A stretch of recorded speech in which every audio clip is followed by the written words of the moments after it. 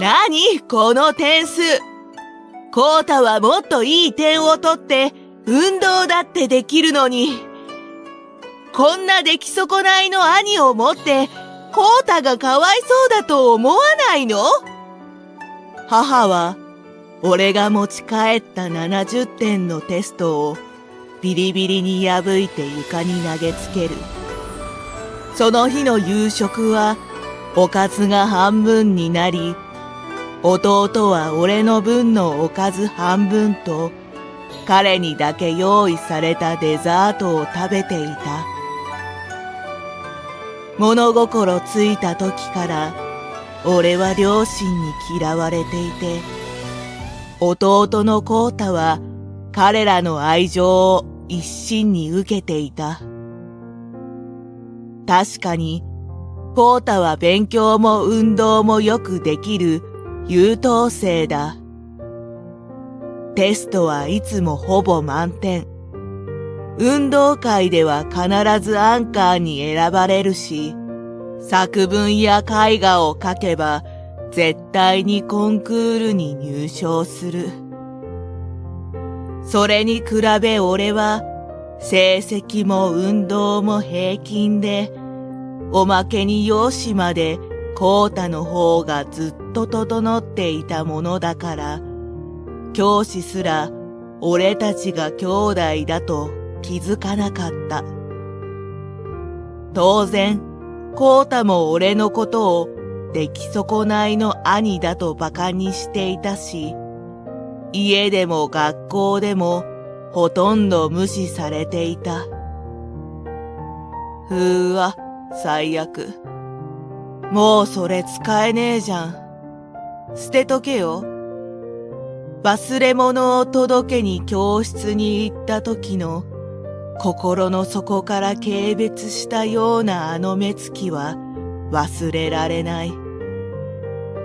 ただのノートだったのに、それもまだ使い始めの数ページしか書いてないノート。情けないような、悔しいような気持ちになって、俺はその日の夜にノートを端から端まで黒く塗りつぶして捨てた。以来俺は家の中に居場所を見つけようとするのをやめて勉強に専念した。幸い、俺はクラスでは仲のいい友達もいたし、先生はコウタと俺を比べたりしなかったから、学校に通うのは楽しかった。違う学校に通えば、コウタと関係ない学校生活が送れると思った俺は、自分の実力よりも少し上の公立高校に挑戦してみることにした。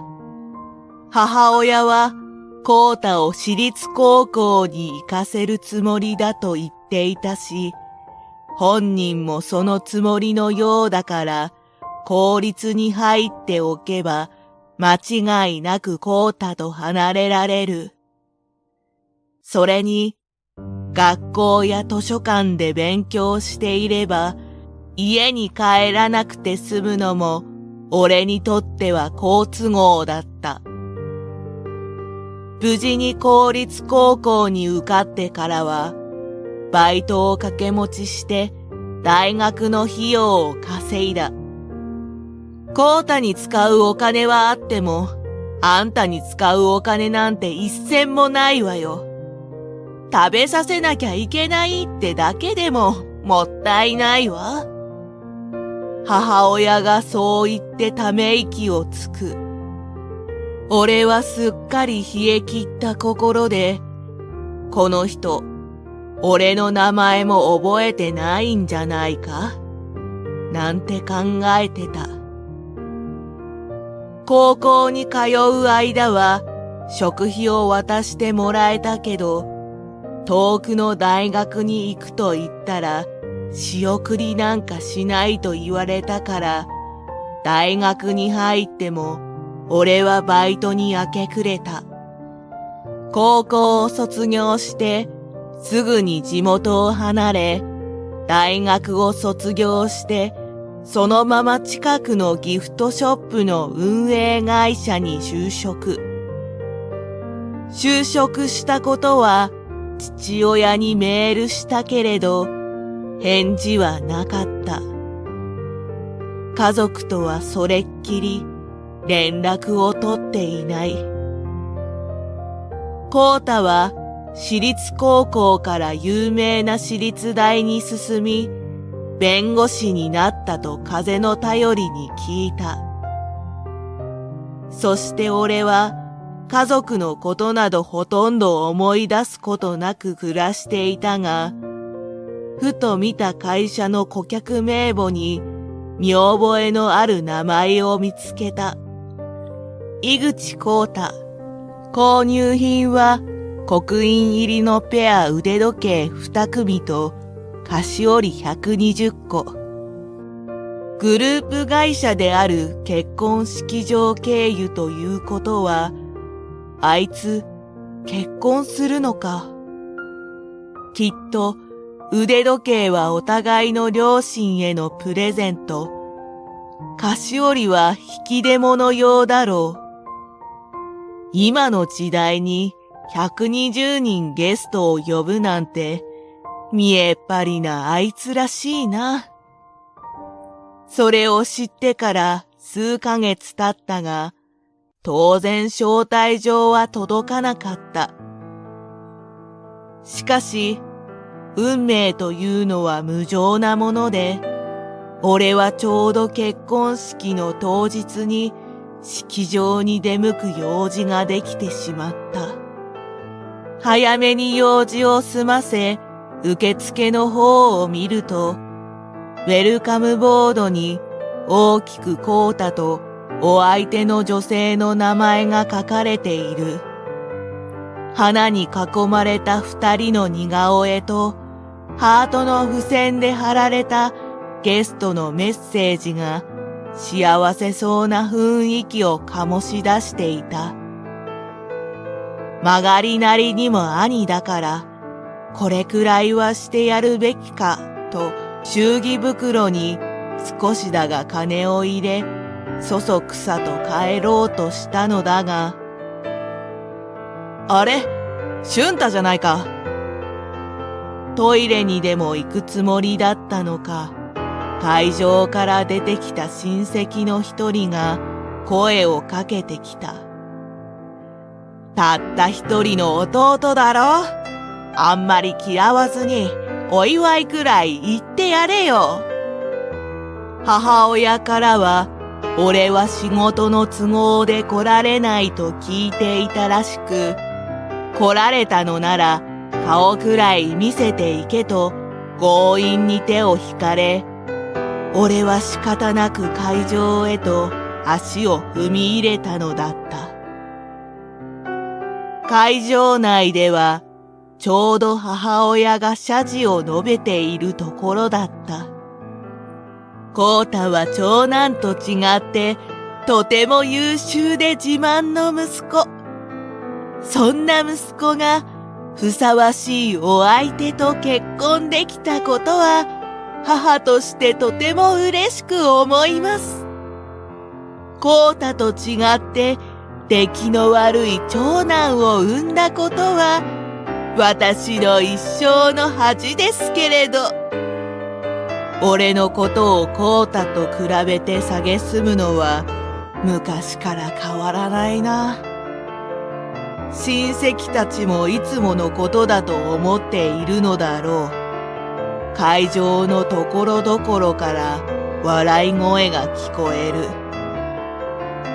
母親は満足そうに微笑んだままマイクから離れ、席に戻ろうと振り向いた。ちょうど目が合ってしまい、やっぱりすぐに帰ればよかったと後悔した。母親は一瞬にして怪訝そうな顔になり、俺を睨みつける。なんであんたがここにいるの？まだコウタの邪魔をするつもり？とっとと帰りなさい。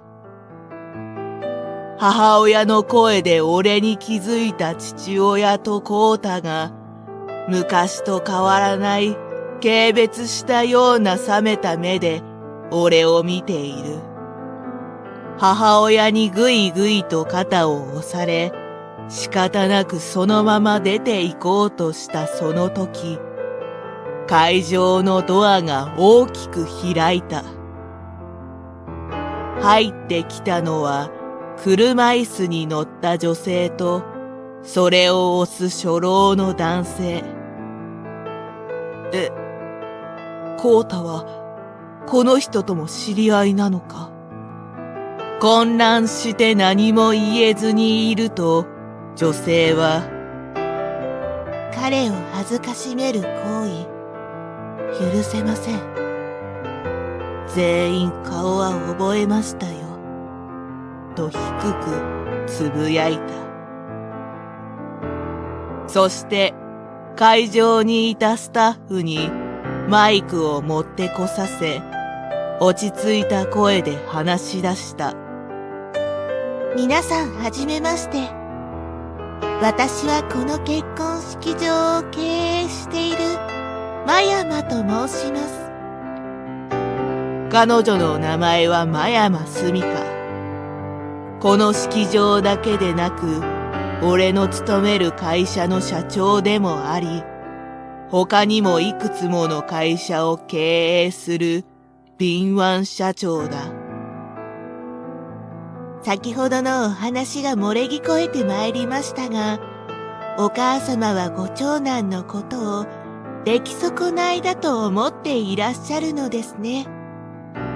私どもとしては、俊太さんはとても有能な社員だと思っておりますが、社長と直接やり取りしたり、何か言われたりしたことはないが、彼女は俺のことをよく知っているようだった。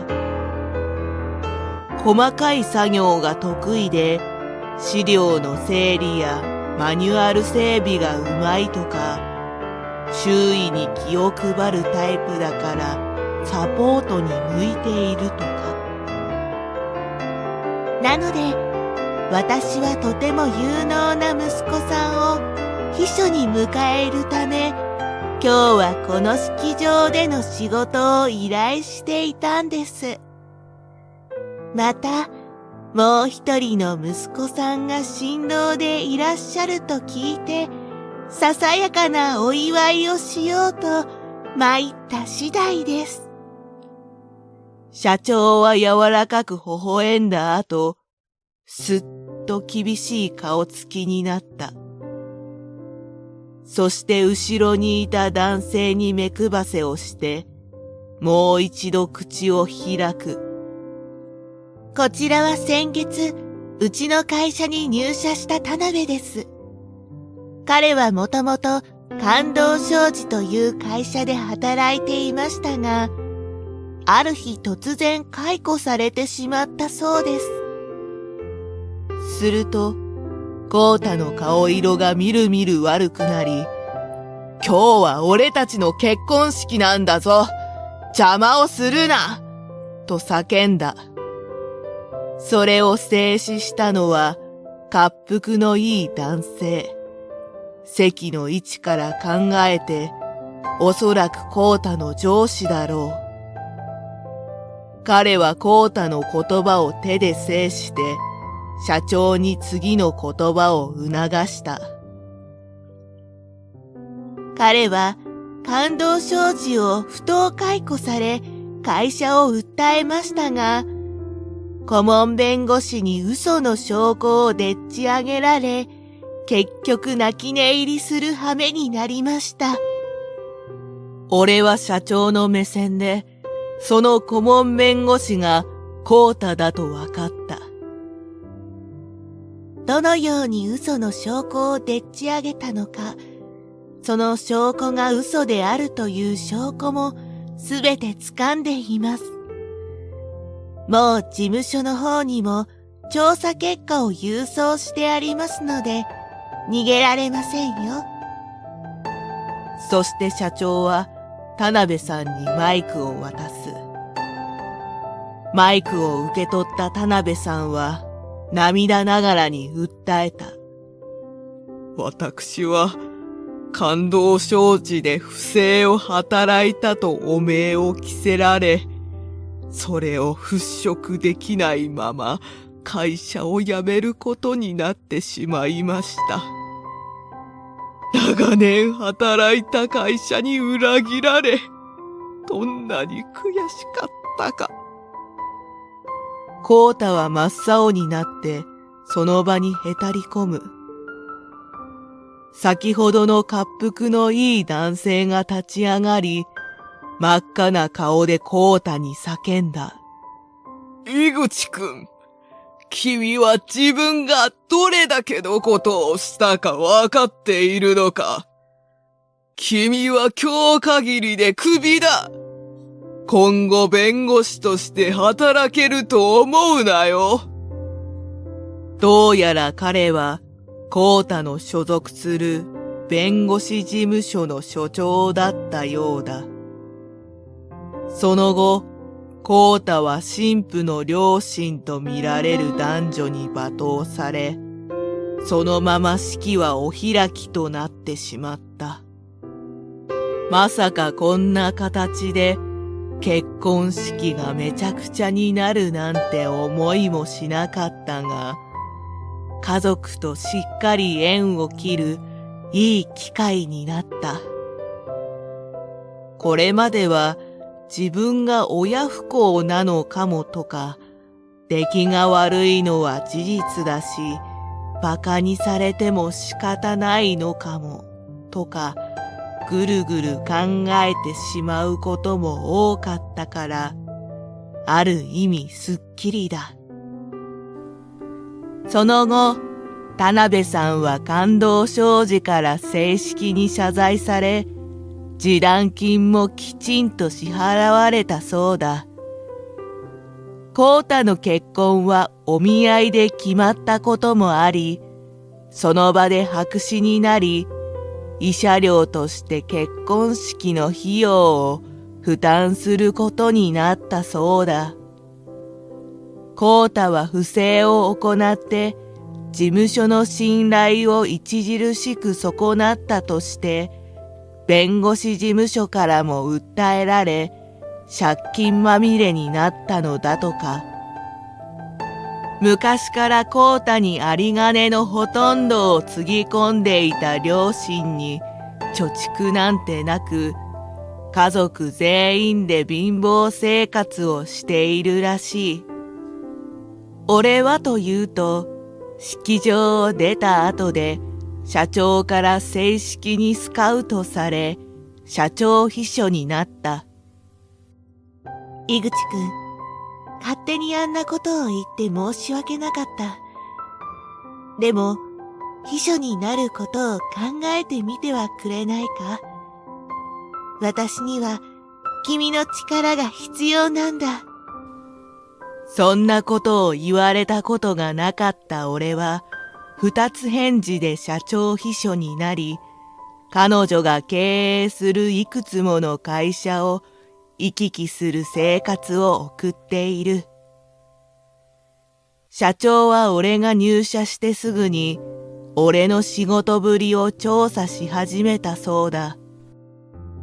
俺の仕事ぶりは社長の想像通りだったそうで、すぐに秘書にスカウトしようとしたのだとか。そして、式場での仕事を俺に振った後で、田辺さんの件の調査結果を知ったそうだ。コウタが仕事関係のお見合いで結婚すると知っていたから、式で断罪すれば結婚自体がなくなることも見越していたというから、驚きだ。俺は車を止めて社長を降ろし、車椅子を押して会社に入る。